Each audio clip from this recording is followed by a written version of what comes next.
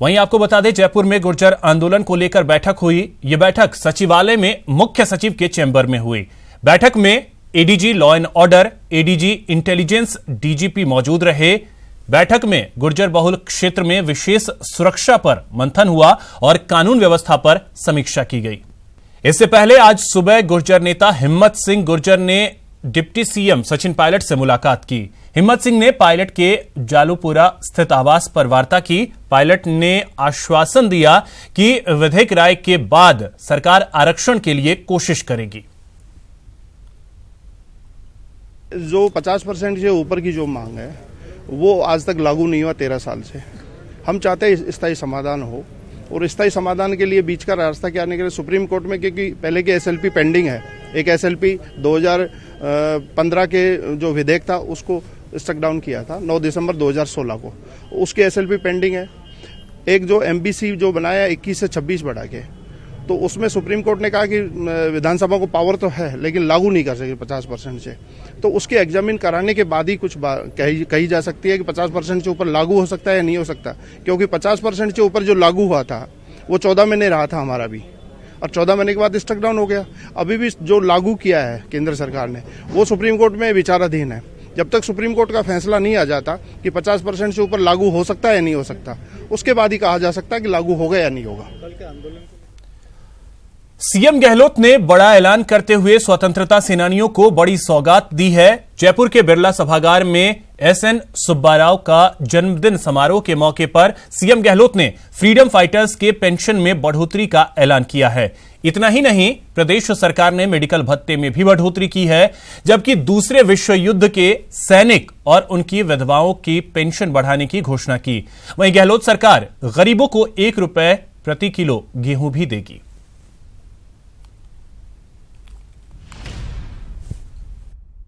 तो जो पेंशन मिलती है फ्रीडम फाइटर्स को, पिछला जब मैं मुख्यमंत्री था तब बढ़ाई गई थी, 17,000 से 20,000 की गई थी। आज मैं घोषणा करता हूँ 25,000 रुपये। मेडिकल का भी प्रति माह 4,000 से 5,000 रुपये, मतलब कुल 30,000 रुपये मिलेंगे हमको। सेकेंड वर्ल्ड वॉर हुआ था, उस वक्त में जो हमारे सैनिक मारे गए थे, उन सैनिकों को और उनकी विधवाओं को जो पेंशन 6,000 रुपये मिलती है, उनको मैं 10,000 रुपये करने की घोषणा कर रहा हूँ। तो हमारे बीपीएल के लोग, जो अंत्योदय की योजना है, उनके लोग बहुत ही ज़्यादा, आप जानते हो कि स्थिति क्या है, तो उनके लिए मैं 1 रुपये किलो गेहूँ देने की घोषणा कर रहा हूँ। राजस्थान में पिछली गवर्नमेंट मेरी थी तब भी मैंने 1 रुपये किलो दिया था, फिर बाद में बदले 2 रुपये किलो कर दिया। मैंने वापस घोषणा करी है कि 1,74,00,000 परिवारों को 1 रुपये किलो अनाज मिलेगा। लास्ट बट नॉट लीस्ट जो कहते हैं कि एक घोषणा और मैं करना चाहता हूँ, जो भी कहा गया, हम चाहेंगे कि जयपुर में शानदार गांधी म्यूजियम बने। गांधी जी के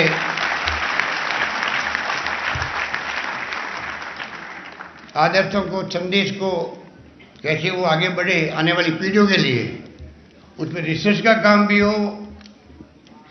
गांधीयन वहाँ पर जो सेंटर बनते हैं, क्या क्या एक्टिविटी होगी, उसको हम लोग गांधीयन जो हमारे साथी उनको बुला के बात करेंगे। उन सब की जो भावना होगी उसके अनुसार हम लोग इस प्रोजेक्ट को गांधी म्यूजियम के प्रोजेक्ट पूरा करेंगे। वहीं जयपुर में सीएम अशोक गहलोत ने स्वतंत्रता सेनानी धन्नाराम के कुशल क्षेम पूछे। गहलोत ने एसएमएस अस्पताल जाकर धन्नाराम के स्वास्थ्य का हाल पूछा। बता दें कि बिरला ऑडिटोरियम के एक कार्यक्रम में स्वतंत्रता सेनानी धन्नाराम की तबीयत खराब हुई थी। और अब बात सूबे के करीब 24 लाख किसानों को कर्ज के चंगुल से निकालने के लिए अशोक गहलोत सरकार ने एक बड़े अभियान का आगाज किया। लगातार 3 दिन तक शिविर लगाकर किसानों को कर्ज माफी का प्रमाण पत्र बांटा जाएगा। इस अभियान की शुरुआत डिप्टी सीएम सचिन पायलट ने जयपुर से की। मैं मानता हूं कि इस प्रदेश और देश में किसान से महंगा, किसान से कीमती कोई व्यक्ति नहीं है। राजस्थान में किसानों के अच्छे दिन। 2 लाख तक के किसानों के कर्ज माफ।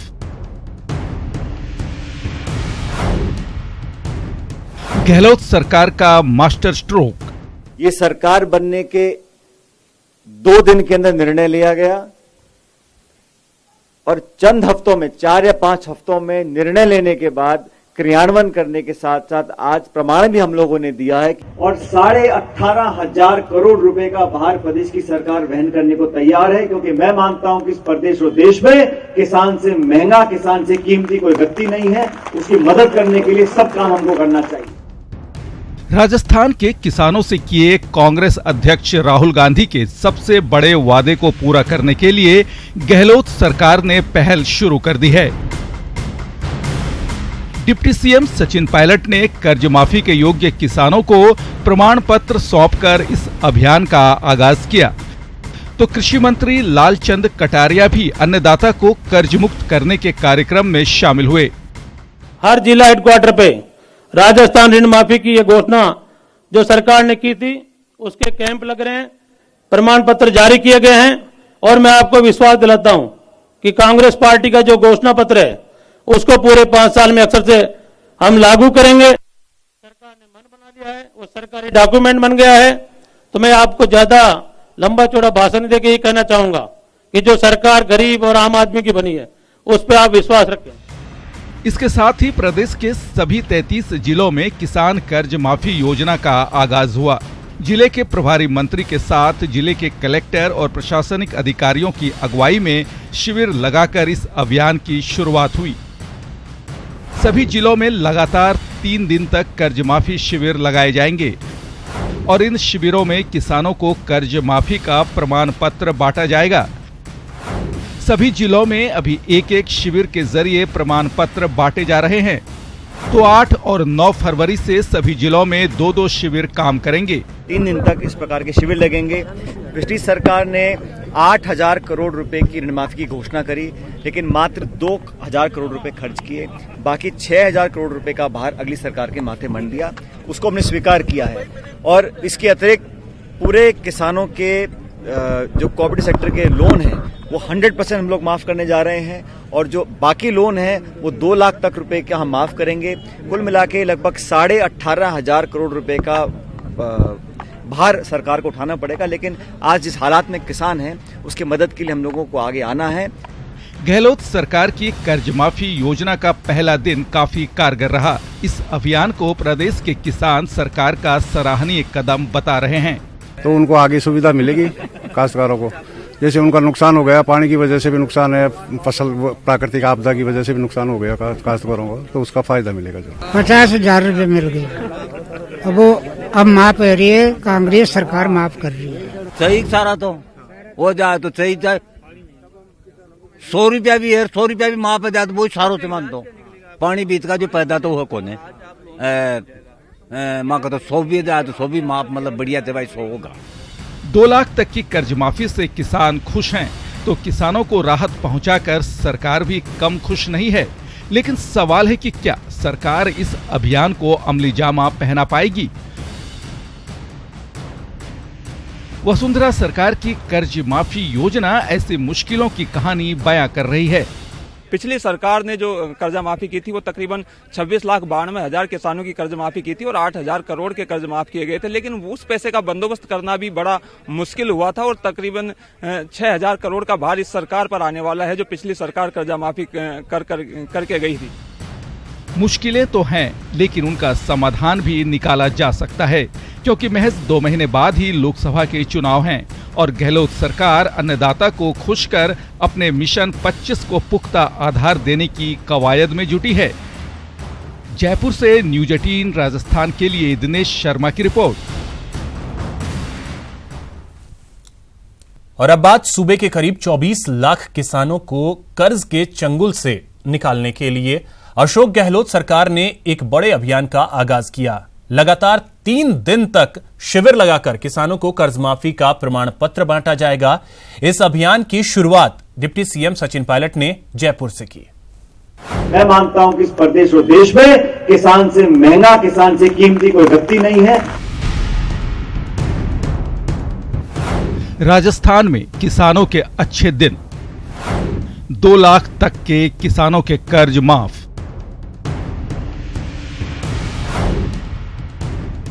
गहलोत सरकार का मास्टर स्ट्रोक। ये सरकार बनने के 2 दिन के अंदर निर्णय लिया गया और चंद हफ्तों में 4 या 5 हफ्तों में निर्णय लेने के बाद क्रियान्वयन करने के साथ साथ आज प्रमाण भी हम लोगों ने दिया है और 18,500 करोड़ रुपए का भार प्रदेश की सरकार वहन करने को तैयार है, क्योंकि मैं मानता हूं कि इस प्रदेश और देश में किसान से महंगा, किसान से कीमती कोई व्यक्ति नहीं है। उसकी मदद करने के लिए सब काम हमको करना चाहिए। राजस्थान के किसानों से किए कांग्रेस अध्यक्ष राहुल गांधी के सबसे बड़े वादे को पूरा करने के लिए गहलोत सरकार ने पहल शुरू कर दी है। डिप्टी सीएम सचिन पायलट ने कर्ज माफी के योग्य किसानों को प्रमाण पत्र सौंपकर इस अभियान का आगाज किया, तो कृषि मंत्री लालचंद कटारिया भी अन्नदाता को कर्ज मुक्त करने के कार्यक्रम में शामिल हुए। हर जिला हेडक्वार्टर पे राजस्थान ऋण माफी की ये घोषणा जो सरकार ने की थी, उसके कैंप लग रहे हैं, प्रमाण पत्र जारी किए गए हैं और मैं आपको विश्वास दिलाता हूं कि कांग्रेस पार्टी का जो घोषणा पत्र है उसको पूरे 5 साल में अक्सर से हम लागू करेंगे। सरकार ने मन बना लिया है, वो सरकारी डॉक्यूमेंट बन गया है। तो मैं आपको ज्यादा लंबा चौड़ा भाषण देकर ये कहना चाहूंगा कि जो सरकार गरीब और आम आदमी की बनी है उस पर आप विश्वास रखें। इसके साथ ही प्रदेश के सभी 33 जिलों में किसान कर्ज माफी योजना का आगाज हुआ। जिले के प्रभारी मंत्री के साथ जिले के कलेक्टर और प्रशासनिक अधिकारियों की अगुवाई में शिविर लगाकर इस अभियान की शुरुआत हुई। सभी जिलों में लगातार 3 दिन तक कर्ज माफी शिविर लगाए जाएंगे और इन शिविरों में किसानों को कर्ज माफी का प्रमाण पत्र बांटा जाएगा। सभी जिलों में अभी एक शिविर के जरिए प्रमाण पत्र बांटे जा रहे हैं, तो 8 और 9 फरवरी से सभी जिलों में 2-2 शिविर काम करेंगे। 3 दिन तक इस प्रकार के शिविर लगेंगे। पिछली सरकार ने 8,000 करोड़ रुपए की ऋण माफी की घोषणा करी, लेकिन मात्र 2,000 करोड़ रुपए खर्च किए। बाकी 6,000 करोड़ रुपए का भार अगली सरकार के माथे मंड दिया, उसको हमने स्वीकार किया है। और इसके अतिरिक्त पूरे किसानों के जो कोऑपरेटिव सेक्टर के लोन हैं वो 100% हम लोग माफ करने जा रहे हैं और जो बाकी लोन है वो 2 लाख तक रुपए का हम माफ करेंगे। कुल मिला के लगभग 18,500 करोड़ रुपए का भार सरकार को उठाना पड़ेगा, लेकिन आज जिस हालात में किसान हैं उसकी मदद के लिए हम लोगों को आगे आना है। गहलोत सरकार की कर्ज माफी योजना का पहला दिन काफी कारगर रहा। इस अभियान को प्रदेश के किसान सरकार का सराहनीय कदम बता रहे हैं। तो उनको आगे सुविधा मिलेगी काश्तकारों को। जैसे उनका नुकसान हो गया, पानी की वजह से भी नुकसान है, फसल प्राकृतिक आपदा की वजह से भी नुकसान हो गया काश्तकारों को, तो उसका फायदा मिलेगा। जो 50,000 रुपए मिल गए, अब माफ हो रही है, कांग्रेस सरकार माफ कर रही है। सही सारा तो हो जाए तो सही जाए। 100 रुपया भी है, 100 रुपया भी माफ हो जाए तो बहुत सारों से मान दो। पानी बीत का जो पैदा तो वो कौन है, माँ का तो 100 भी जाए तो 100 भी माफ, मतलब बढ़िया थे भाई 100 होगा। 2 लाख तक की कर्ज माफी से किसान खुश हैं, तो किसानों को राहत पहुंचाकर सरकार भी कम खुश नहीं है। लेकिन सवाल है कि क्या सरकार इस अभियान को अमली जामा पहना पाएगी? वसुंधरा सरकार की कर्ज माफी योजना ऐसी मुश्किलों की कहानी बयां कर रही है। पिछली सरकार ने जो कर्जा माफी की थी वो तकरीबन 26,92,000 किसानों की कर्ज माफी की थी और 8,000 करोड़ के कर्ज माफ किए गए थे, लेकिन उस पैसे का बंदोबस्त करना भी बड़ा मुश्किल हुआ था और तकरीबन 6,000 करोड़ का भार इस सरकार पर आने वाला है जो पिछली सरकार कर्जा माफी करके गई थी। मुश्किलें तो हैं, लेकिन उनका समाधान भी निकाला जा सकता है, क्योंकि महज 2 महीने बाद ही लोकसभा के चुनाव हैं और गहलोत सरकार अन्नदाता को खुश कर अपने मिशन 25 को पुख्ता आधार देने की कवायद में जुटी है। जयपुर से न्यूज 18 राजस्थान के लिए दिनेश शर्मा की रिपोर्ट। चलिए अब आपको मिशन 25 को पुख्ता आधार देने की कवायद की दूसरी तस्वीर दिखाते हैं, जिसे आप भी देखकर हैरान होंगे। गहलोत सरकार ने आज किसानों की कर्ज माफी के लिए शिविर लगाए हैं, लेकिन इन शिविरों में आज अलग ही नजारा देखने को मिला।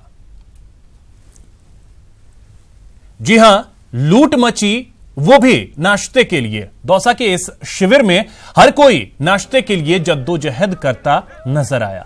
हर किसी में नाश्ता लूटने की होड़ मची। और आपको बता दें कि इस दौरान जमकर धक्का मुक्की भी हो रही है, लेकिन नाश्ते के लिए लोग टूट पड़े हैं। किसी के हाथ नाश्ता आया तो कोई खाली हाथ रहा। देखते ही देखते नाश्ते के डब्बे खाली हो गए, लेकिन लोग इन खाली डिब्बों से बचे कुचे जो नाश्ते हैं उसे भी लेते नजर आए।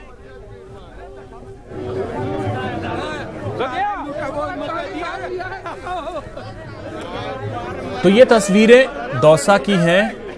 ये सभी अन्नदाता हैं और अपने ही अन्न के लिए किस तरीके से ये यहां पर लूट मचाते नजर आए, ये तस्वीरें आप देख सकते हैं।